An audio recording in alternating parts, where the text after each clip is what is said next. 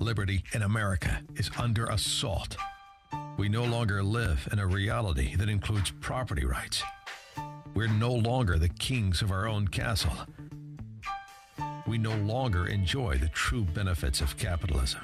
Instead, we're negotiating our rights with our own government. This isn't how our country was founded. These aren't the ideas of our founders. It's time to seize back our country. This is the Liberty Hour, where these important issues will be discussed for the sake of America's future. With a cigar in one hand and a copy of the Constitution in the other, here's your host, Sean Thompson. This is the Liberty Hour. This is the podcast, so I want to say each and every Sunday night, 8 to 9, but that's the show that airs terrestrial radio on AM 560, The Answer. This is our new idea for a podcast that airs Tuesday and Wednesdays from 9:05 a.m. to about 10, or in the case of my dog having some seizure, we may get called earlier. So this week, I had to take yesterday off. There were some scheduling issues, and there will be scheduling issues from time to time due to the fact we're in studio and we haven't perfected the idea that this will be in the Elmhurst Cigar House, which it will be soon. Stay tuned for an announcement. But one of the things that we have to cover, and we'll do the national stuff, we'll do the Trump stuff, we'll do all the other stuff you're going to hear on the shows from coast to coast. But here in Illinois, we have a particular issue. And that is that we are not only the spear tip, the petri dish for social engineering Democrat mafia experiments, because we are, but we are also the spear tip of Illinois Republican failure. And Illinois Republican failure has spread throughout the nation, but this is where the rest of the nation will be in the next 4 years. So the other day, the morning show host, Dan Proft, had an opportunity to debate for the second time a leader who was an Illinois Republican leader, now lobbyist. Go figure. Seems to be the natural transition for the inside the Beltway is what they call it on national. We call it inside trading mafia family members, is that they get bumped up. So you go from being a prostitute of political power to being the pimp, called the politician to the lobbyist. And his name is Pat Brady. So he had an opportunity to have a luncheon for Pat Brady, which I have to tell you, I was at the first one, which was soon after. In Illinois, what we had happen here is we had a conservative woman by the name of Jeannie Ives, primary, a fraud, a con man by the name of Bruce Raunier, who happened to be worth hundreds and hundreds of millions. And what happens in these kind of socialist enclaves like Illinois is that the more money you have, the more power you buy. Because like every socialist country, like every socialist neighborhood, like every socialist mobbed up little community, the more money you have, the more you can pay to get your way. And that's what Bruce Raunier did. He actually bought himself the governor's race without being a Republican, without standing for anything. And it worked very well. So he was primaried by the people who were so frustrated in Illinois of not just the failure, but the bald-faced, open, and notorious corruption of both the Illinois Republicans and Democrats, that we had this lady who is a wonderful, principled person and a true conservative, an ideological, sound, fundamental Tea Party member. Her name was Jeannie Ives, and she took on Bruce Rauner. And she came within a stone's throw because it's very hard to mount up against the infrastructure of corruption of the pay-to-play benefactors and beneficiaries that these guys can get on a whim. And it was difficult. But moreover, you were able to see the philosophy of the Illinois Republicans, which is pretty much what I'm seeing in Trump. And that's where it's all going to tie in. And that philosophy of the Illinois Republican is really quite simple. It's lie to different areas of the community. Tell people in the urban areas one thing, tell people in the suburban areas another, and tell people in the rural areas yet another pretend fundamental Republican stand for. Because the reality is they have no real fundamentals. And nobody embodies that more than a guy like Pat Brady, who has transitioned from politician to leader of the Republican Party to now lobbyist. And in this room, which was littered with these I call them pansy gangsters. Because when I was a kid, I grew up in a great neighborhood. I wouldn't have changed a thing. It was wonderful. And we had some guys who were tough guys. And they made their money through gambling and through bookmaking and through loan sharking. But the difference was they didn't pretend they were not gangsters. And they were gangsters. And occasionally arguments and fights would break out. And, the toughest guy won. In Illinois politics, it's exactly the opposite. These are guys who implement those same gangster tactics, the same principles of pay-to-play, of bribery, of extortion, of loan sharking, only they do it through the legitimate area of failed policies in a corrupt state like Illinois. And it pays better. In some cases, it has pensions, and they dress better, and they pretend they're from Ivy League schools, and they have crests on their chest. But make no mistake about it. It is the same gangster philosophy as implemented in these mobbed-up towns, Taylor Street, Berwyn, Cicero, Melrose Park, Elmwood Park, these kinds of mentality. The only difference is our neighborhoods have more of an honest approach to it. The guys I know that grew up, they don't pretend to be elitists, to be aristocrats. They tell you what they are. They wear it as a badge, and they understand what the game is. But the Illinois Republican pretends he isn't.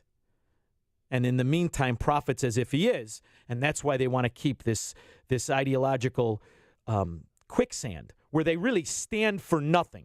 They have not a principle, not a fundamental, not an ideal in their mind, that they're pliable on their beliefs. Doesn't matter. They don't stand for true conservatism fiscally. Sure, we'll borrow, but we borrow from our guys.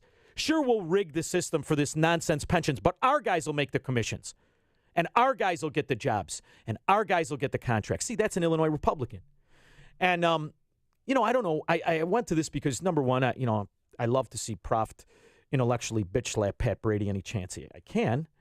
But moreover, you almost hope that there will be some recognition among those people not in on the scam, because the majority of us are not in on the scam.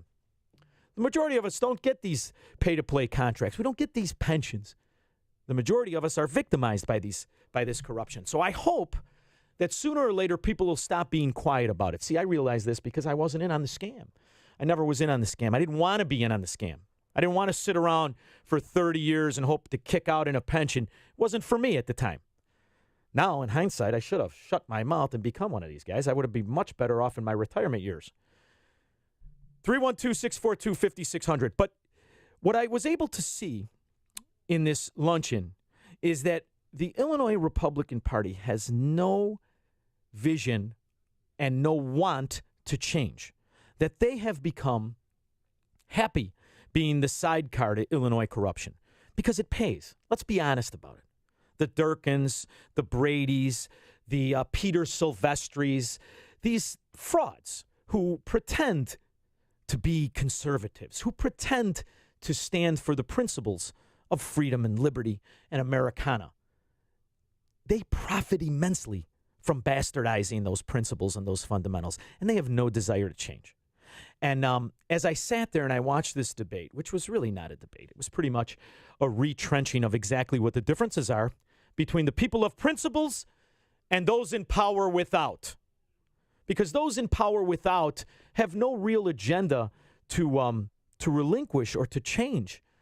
Because what their idea is to get along with the socialism, to get along with the corruption, to watch it and figure out how to cut their piece a little bigger from their pie. So I found it to be disheartening and enlightening. Because what I mean by enlightening is you have to, as an Illinoisan, and if you're not in on the scam, you've got to do one of two things. You've got to figure out how to get away from it, or figure out how to have it not hurt your children, because that's now our job, right? So when your kids come to you and they say, Daddy, I want to go to college and I think I want to be a lawyer. Okay, honey. Well, here are the mobbed up lawyers that work in conjunction with Illinois politics that all seem to profit. So if you're going to do it, go to work for one of these mobbed up lawyers, right? I mean, isn't that was the overall Illinois message from Pat Brady. From Pat Brady, it wasn't about having the solutions that Proft and other principled Republicans present. It isn't about the actual standards of what property taxes are. It's about getting in on the law firm that gets the profit from everybody's overtaxation. It's about, well, listen, why don't you go get a job with the with the public works, with the fire department. Why don't you go get a job that has one of these ridiculous pensions? Because we're not about fixing those pensions. Because you could almost hear a sigh of disgust when Dan Proft would mention, why don't we cap the property taxes? Why don't we address the fact that these pensions are not really pensions at all, that they're simply schemes supported by unions, public sector unions, paying off the politicians to pretend that they're some sort of a retirement pension when the fact is they're a Ponzi scheme, that we can tax the rest of the people who aren't in on it to pay for the ones who are. And by the way, let's ignore the fact that Illinois is a wasteland of entrepreneurship, that Illinois is really, it's now being run by more people on the scam than those not in on it.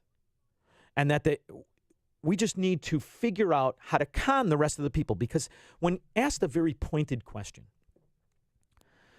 the philosophy by Pat Brady was astonishing to me as I sat there at this table. And what it was is, we're going to tell people, this is what he said. And I'm paraphrasing because I don't have a memory where I could focus on every word he said, because midway through I was so disgusted I wanted to throw the mashed potatoes at him. But what he basically said is, we're going to tell people in the city one thing, we're going to tell those in the suburbs a different thing.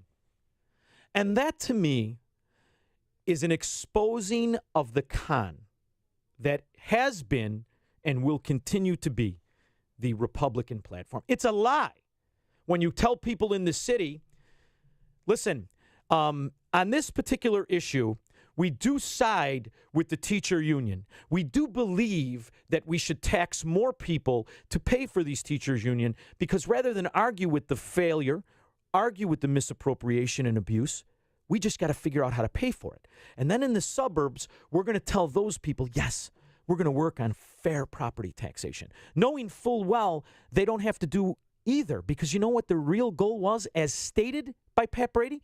We need to get more contributors. You need to do what? You need to get more contributors. So it's not enough if you're a principled person and you side with the Illinois Republicans because of an idea you have in your head where you think they wear the white hat, that you're burdened by the taxes of the Democrats. You now have the Republicans that want to take more of your money in a pretend fight, because that's what an Illinois Republican is. It's a fake opponent. It's a faux difference to the Democrat money laundering scheme. What they want to create is just their own little sidecar. They're a smaller version of the same corrupt machine.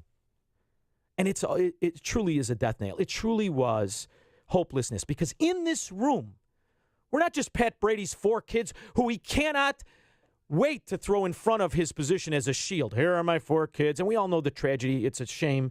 God, it's terrible, and my heart breaks for the guy lost a spouse. But why must you mention that at every debate? Here are my 4 kids. They all go away to college. Because he needs that shield in front of the idea of you attacking his principles and fundamentals, which he has none. And in this room full of these soft, fat, 50, 60, 70-year-old profiteers of Illinois failure, there was almost a gasp at when Proft would present true solutions in true fair taxation, in an idea that we fight the corruption, that we fight the failure. They're not interested. And it's evident. The problem is that's what's spreading. And that's what's spreading to our nation. And this is where I tie it in to the Trump Republican.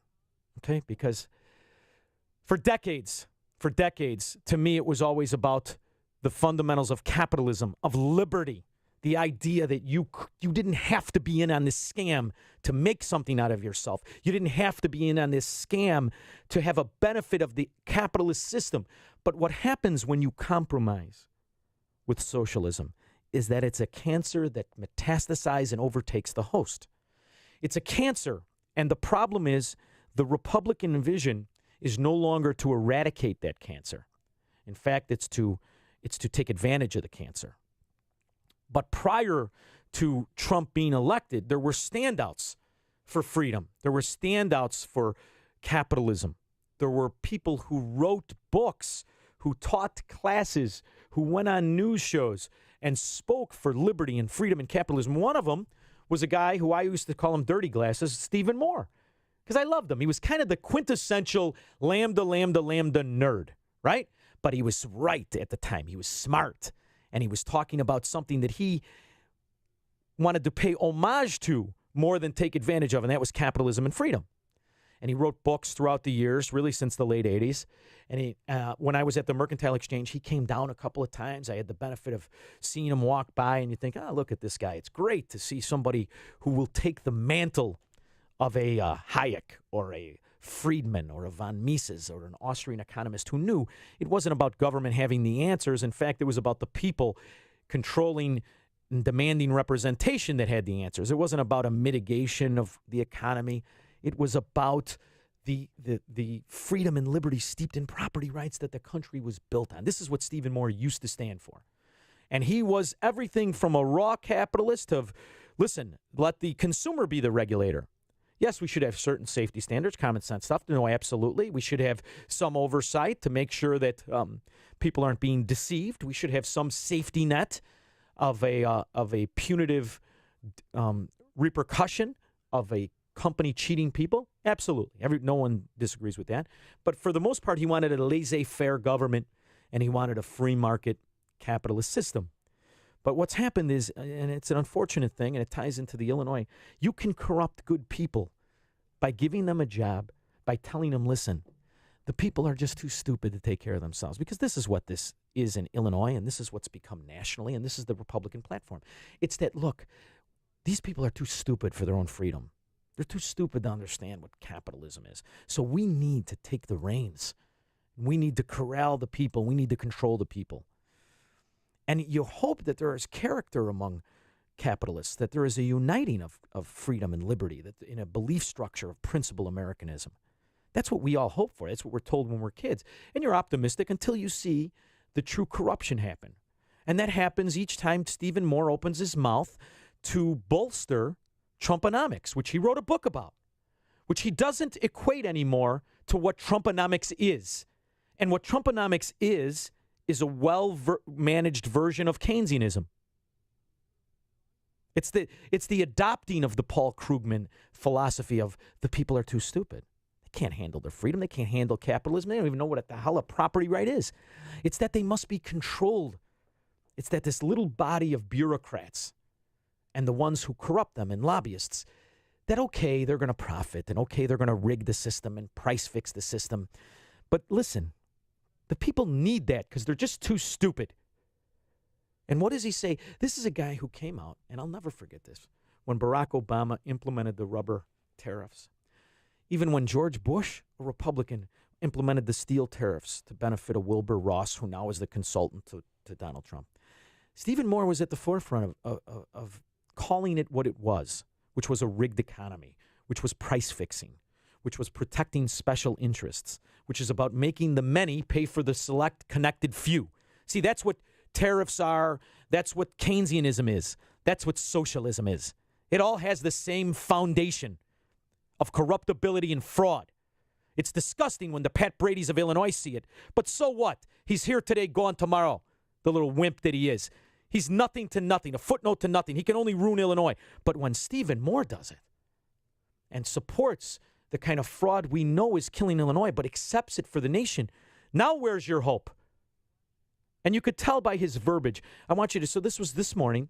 Stephen Moore was doing an interview with Dan and Amy, and the kid in there dressed in his sister's pants. I was able to beg him to cut the clip, and he did. Justin, great kid.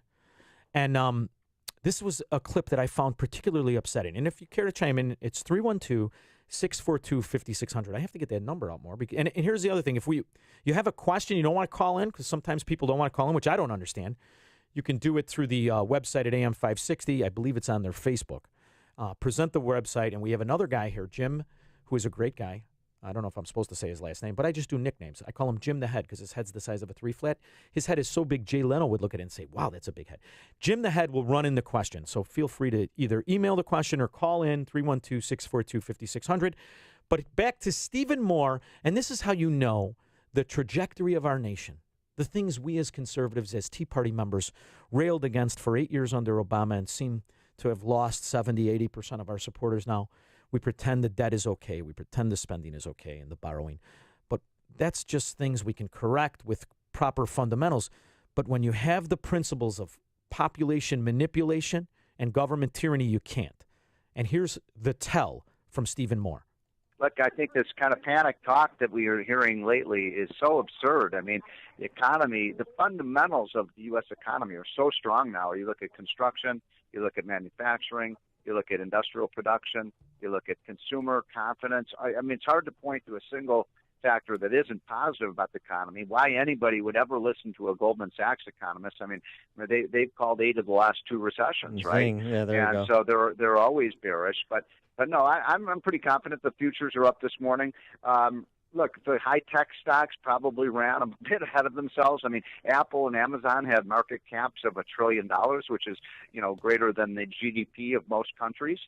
So, there was, and by the way, I think I have to say, just as an aside, I think some of these companies like Google and some of these companies like Facebook that have really taken it on the chin, I think they're being hurt by their political left-wing leanings. I know I don't use Facebook anymore. I try to avoid using Google. They are so left-wing and they have an ideology that is so contrary to my own values. I think that their left-wing corporate culture has come back and bit them right in the ass. So what he's basically saying is there's a lot of things in there, but I like how he ended it, and I wanted you to hear that because that's promoting a tribalization. So in other words, the reason these companies aren't doing well is that they don't believe the way we believe. When the reality is 6 months ago, Stephen Moore was talking about the beauty of the FANG stocks. See, that's what they're called, FANG stocks. And FANG stocks were traded on their idea in the future of production, and that's why they were at the point they were. Now, you could argue with those principles, but my problem is I'm arguing with the fundamentals of Stephen Moore because he said a lot of things about the economy that simply are propaganda and not true.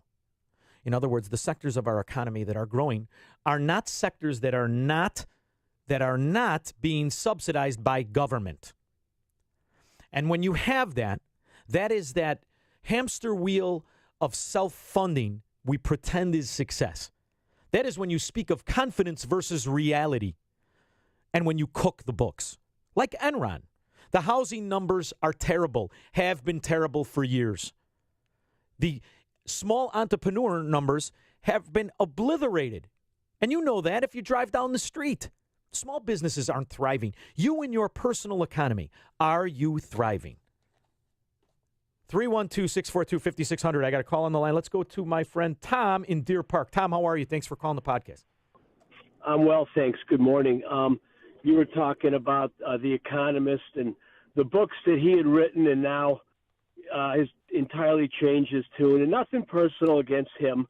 No, I like him. I do like him. But he's flipped on me, brother.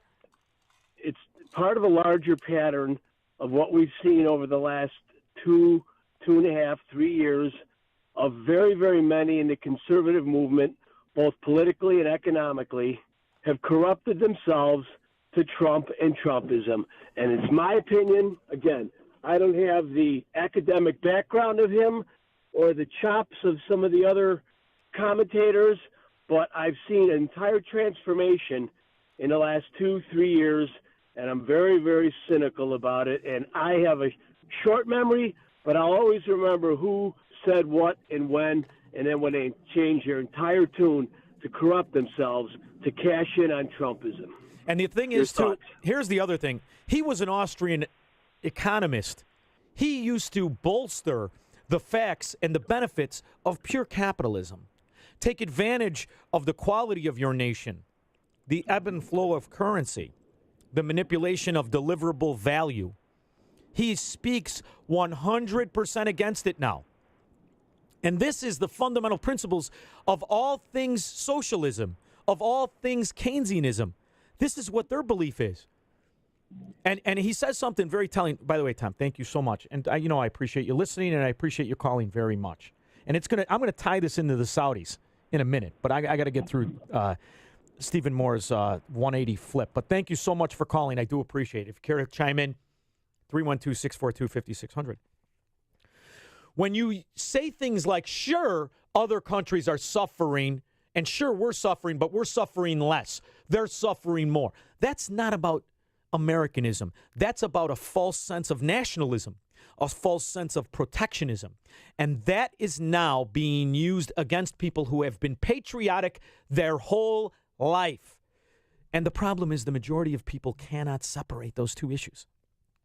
In other words, it doesn't matter if some little company is doing very, very well because it is price fixed at the cost of the entire neighborhood. That is called a special interest. And that is not American patriotism. In fact, that's the misuse of government for that select connected few. And that is no more represented than the manipulation of taxes and as a weapon, as a penalty in tariffs. That is a crucially important thing. See, Americans, our founding fathers, were about freedom. That used to be patriotic. There was about states' rights. Why do you think federalism, all of this thing is about separation with the continuity of ebb and flow of economy? See, trade isn't just about countries, it's about state to state too. But for some reason, we're losing the fundamentals. I never thought we would. And I never thought we would because guys like Stephen Moore used to have a platform to articulate the principles I'm speaking of, the principles of freedom, of capitalism, and liberty. And now what he's doing is he is chanting protectionism and Keynesianism. And I'll show you what I mean. Oh, no, wrong one. Sorry, guys. This is a trade war we have to win, that Trump cannot stand down, that we are in a Cold War with China, and they're a bad actor on the international scene. And number two, if and when Trump gets this trade deal done, Dan, you're going to eat your words, my friend, because the stock market's going to soar like a rocket. We're going to go through Dow 30,000 when the deal gets done. Now, here's the other thing. You're being told the stock market equals freedom. The stock market doesn't equal freedom. In fact, in most cases, the stock market represents manipulated, pay-to-play companies that are profiting from this kind of abuse of authority. That's what the stock market is. See, years ago, the stock market wasn't the barometer for the country. It was about the actual numbers that mattered. The permits being applied for housing, the new businesses being started, the overall economy growing outside of a manipulated government economy. Here in Illinois, 1/3 of all jobs are government jobs. That's going to be the trajectory of the nation when you accept this kind of fraud. All right, let's go to John. John in Bridgeport, thanks for calling the show, buddy. Yeah, I got 3 strikes against me. I'm from Bridgeport. I grew up in Cicero, and I'm a Teamster. So. Oh, my word. Listen, you must be sitting up with your feet on a hassock. Well, how many pensions you got rolling in? You know what? I'll tell you. I think it's sad, but I think people really don't want to be free. Isn't it true? They really don't want. You know, if you just look at history, I mean, even through Rome, the citizens, they were given bread. That's all they wanted ever was bread. And I look at my neighborhood, a lot of guys, city guys, they're all pro-Trump guys. But if you listen to them, they'll still go to the Democratic functions. They'll still write their checks. I mean, they cry about their taxes, but yet they still do the same thing. See, I just don't think people want freedom and liberty. Well, John, you want to know something? And that's what they've done brilliantly, and that's what I'm kind of railing against, maybe inarticulately, is that you've managed to corrupt the people. And this is like the neighborhoods. Listen, I love my neighborhood. I grew up in Melrose Park. I love it. I love the guys that are in on this scam. I love them. I love the guys that are in charge. Most of them I grew up with. But I can still say to them with clear eyes, you know it's a scam, right, brother? You know this shit's a scam. You're running a scam on the people. And they half-heartedly agree to it. What is it? And I got to tell you this, and I don't think any of my family really listens to the show. My in-laws, my father-in-law was the president of Teamsters. My wife grew up under the rule of all Democrat Teamsters. She is a Democrat her whole life, right? Guess what? You know who the people who come to my house and love Trump? All of them.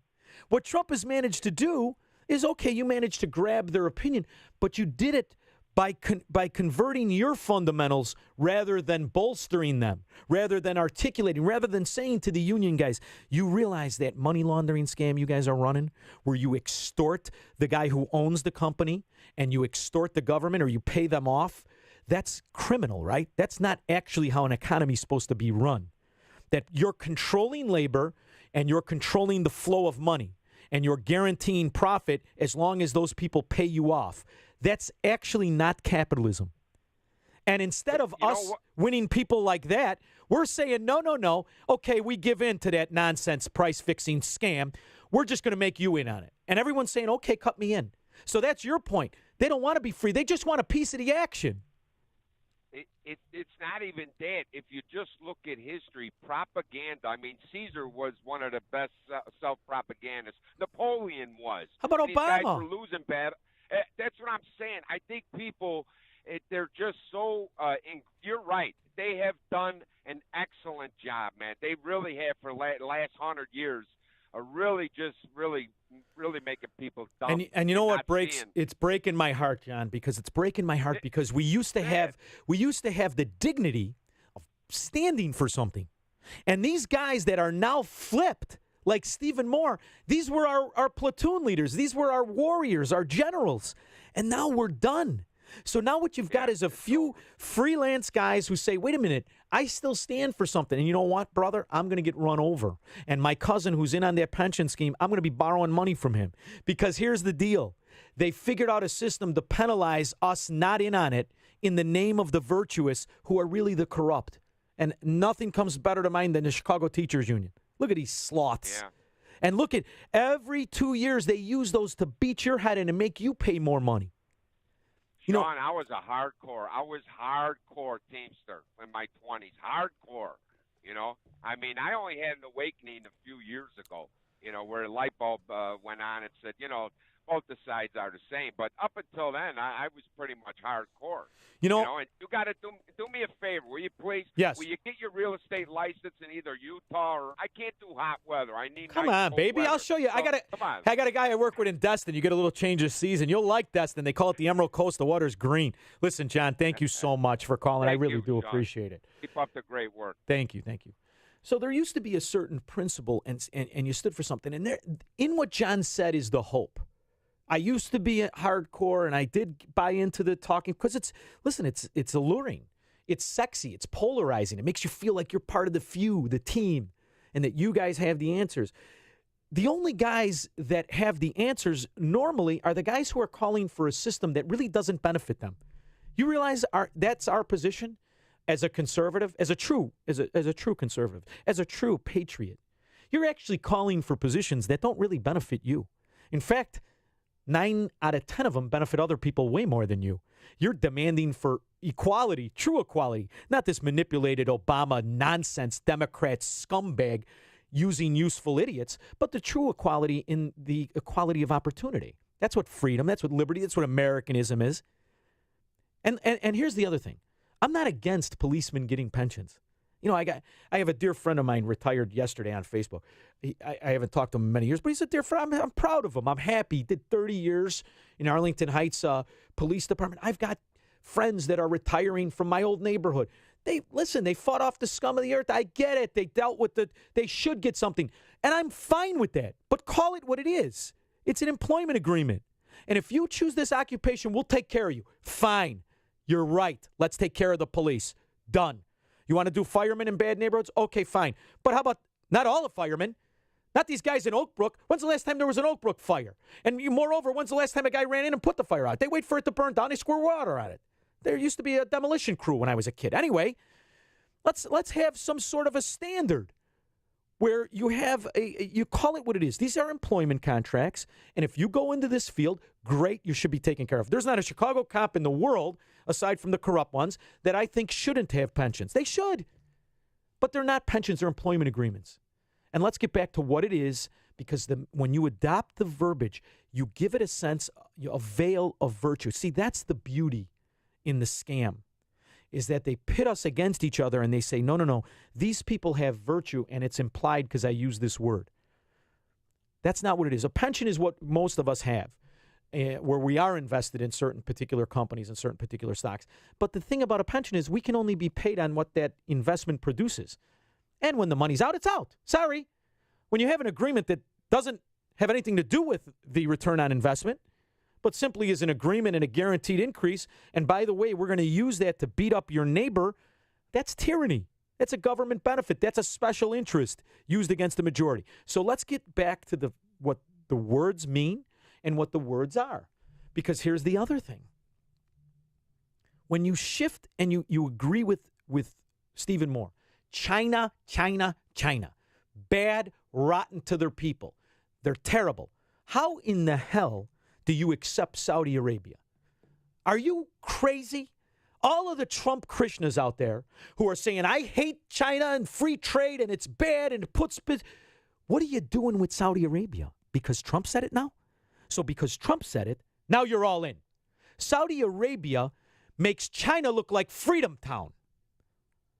Saudi Arabia is where nobody who isn't part of that inbred, moronic royal family, royal my ass, they're not royal, they're nothing. They're inbred tyrants, beheading people, imprisoning people, corrupting the truest economy in the world. It's blood in oil. And all we're doing is strengthening them. And you're doing it because they're buying weapons? Hold on, dummy. Pan back. They're not buying anything. You're buying it because you, the American, guarantees their profit. Their profit, the reason they drive around in those Rolls Royces and their tablecloths on their head, that comes from a guaranteed criminal agreement between the American government and the Saudi payoff royal family. That is the true embodiment of government corruption, is America's relationship with Saudi scum. Sorry, but it is. And I don't mean the people, because the people are their victims. The people, they're the ones that get beheaded. They're the ones whose daughter want to learn how to read. They come in and they confiscate her and behead the father. This is the kind of reality that these scum Saudis have. And you're going to turn a blind eye because they buy weapons? Because here's the other thing. The majority of the people who support this kind of thing don't understand. They don't buy the weapons. You do. Saudi Arabia was created by us, by our government, by the Sherman Antitrust Act, for all the morons out there who think there's such a thing as antitrust. All they did is corrupt politicians wanted to get in on the oil business. They created a weapon pretending to represent the people. We're going to bust up Standard Oil. What do you think? Standard Oil's stupid? Number one, Standard Oil was already losing market cap, was already losing market share. But forget about that for now. Let's just focus on what they tell you the lie is. And they broke up Standard Oil. Well, Standard Oil did what any smart son of a gun would do, and they went and created 55 other companies and invested in their own competition, and then went over to Saudi Arabia, and that's why the oil that's being pumped out is still from old man Rockefeller's oil wells. Did you know that? Am I the only guy that read the book Titan? If you're out there, get the book Titan, and it'll tell you everything. It'll tell you how they used government as a catapult to really build a cartel. And how did they do it? By corrupting the most evil and feared people on the planet, the Saudis, because they knew those gangsters had run it for 100 years. They thought. They're wrong. They're going to run it for 1,000 years. And we're going to help them do it. Because when you got an American president who we pretend is America First nationalist, and here's the thing. I know this sounds like, oh, he's bashing Trump. I'm bashing specific policies. When Trump makes a Costa go stand outside like a little girl with a dunce cap on, I love him. When Trump takes away regulations, I love him. When Trump takes away social engineering policies, I love him. I love him. But when he does this stuff, no. You're like my friends that I know are, you look them in the eye and you say, you're in on the scam. You're full of shit. That's what this is. That's what this is. You want to hear full of shit 101? So we're going now to the Southern White House. We have a lot of work we're going to do. We put out a statement on Saudi Arabia, which I guess most of you have seen. And we'll see how that all works out. It's a very complex situation. It's a shame, but it is what it is. It's all about, for me, very simple. It's America first. Saudi Arabia, if we broke with them, I think your oil prices would go through the roof. I've kept them down. They've helped me keep them down. Right now we have low oil prices, or relatively. I'd like to see it go down even lower. But I think that it's a very simple equation for me. I'm about make America great again, and I'm about America first.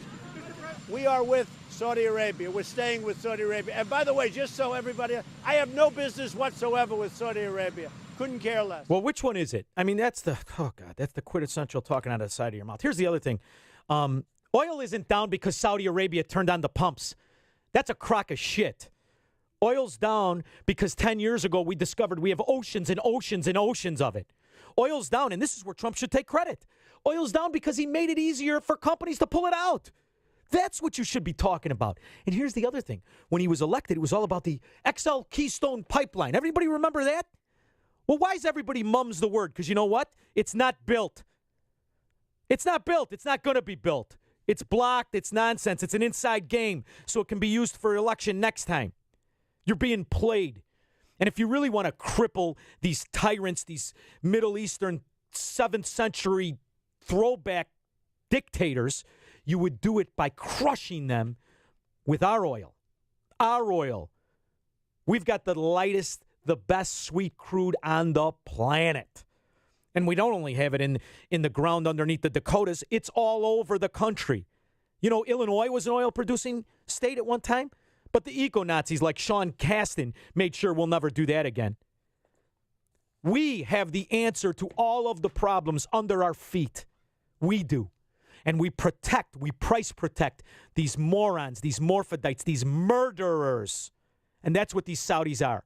And I could care less. I'm not taking up to CNN, oh, he was a reporter, he's more important. He's not more important than the wife who got beheaded yesterday in this third world hellhole, Saudi Arabia. Which if you're in the royal family, you drive around a Rolls Royce, like pretend you did something in your life. So this is my point. Republicans, you set aside because you used to stand for something. When you flip-flop on your fundamentals, when you have Stephen Moore come out and talk about how trade wars are virtuous, and I know that lady's hurting, who all her prices went up in her real fundamentals, the real inflation. I know that when she goes to the store and now she can't buy as many clothes or as many food products, it's okay because some lady in China is hurting worse than you. That's a scam. That's a lie. Be smart enough to recognize it. Be smart enough to reject it.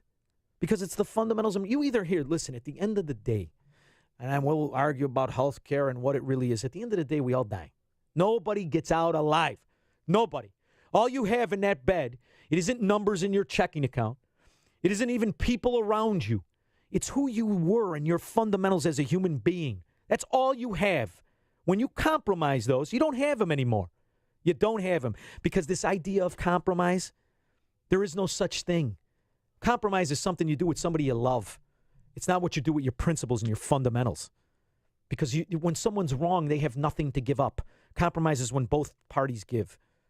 The other one is just winning and losing. And when you give up your principles and your fundamentals, you lose.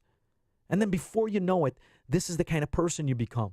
This is the kind of thing that happens. You start spewing against things you hated. You start bolstering them, not spewing against them. You start bolstering them. You start talking about it as if it's patriotic now. It's patriotic because we're going to sell these murdering scumbags weapons. Well, how are you going to sell it to them? Well, we're going to sell it to them because they have money because for 40 years we made them money. Because we were their extortionists. We were their Luca Brazzis. We guaranteed everything and we fought their wars. And by the way, that's what this weapon's for. Another war in Yemen. Anybody want to talk about that? Anybody want to talk about what it's really about? Why the hell do they need weapons? Oh, yeah. They're fighting wars against innocent people in Yemen. And I'm sorry, yeah, innocent. This is about logistics for their oil. What the hell's wrong with people? Have you lost your soul?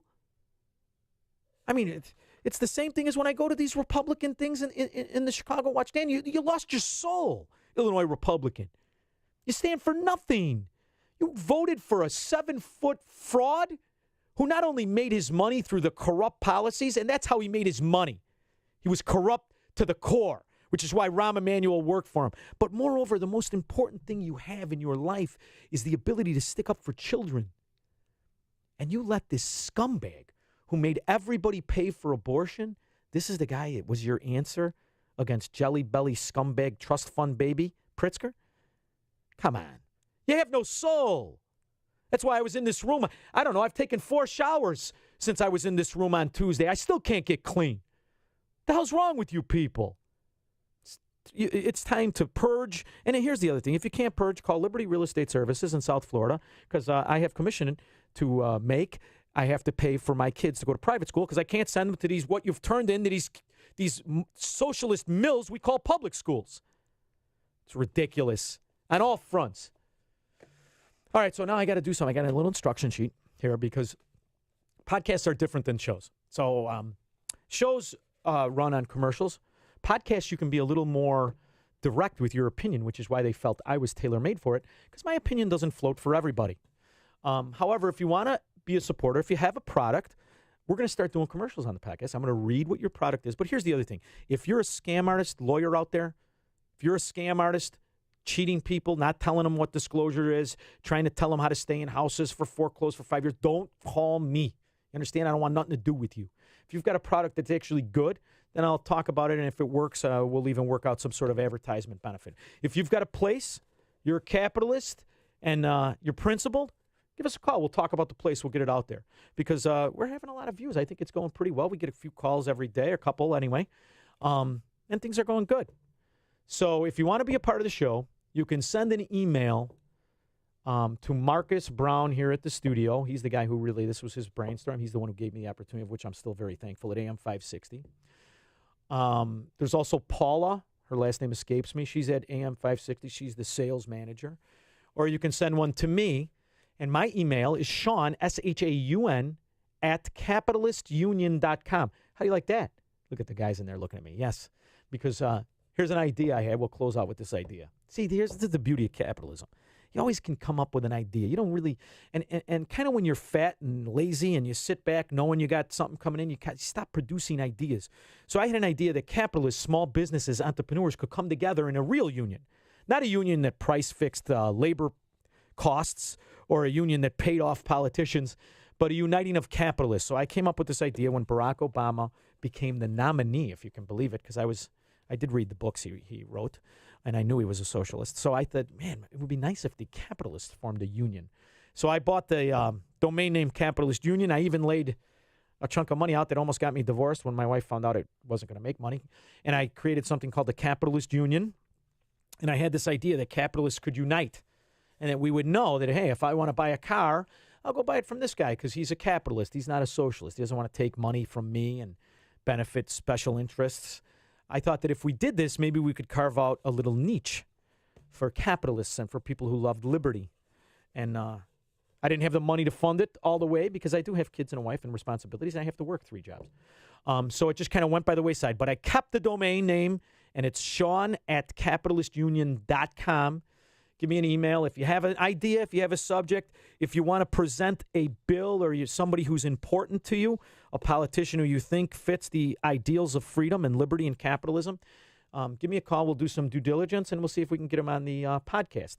In the meantime, I will be back Sunday night, 8 to 9 on these airwaves, 560 AM terrestrial, where I can't swear. And it's harder than you think. And next Tuesday and Wednesday, we will do the podcast, the Liberty Hour podcast. I have had a great time. I want to thank you so much for listening and tuning in, and even to the guy who made fun of my sweater. Thank you very much.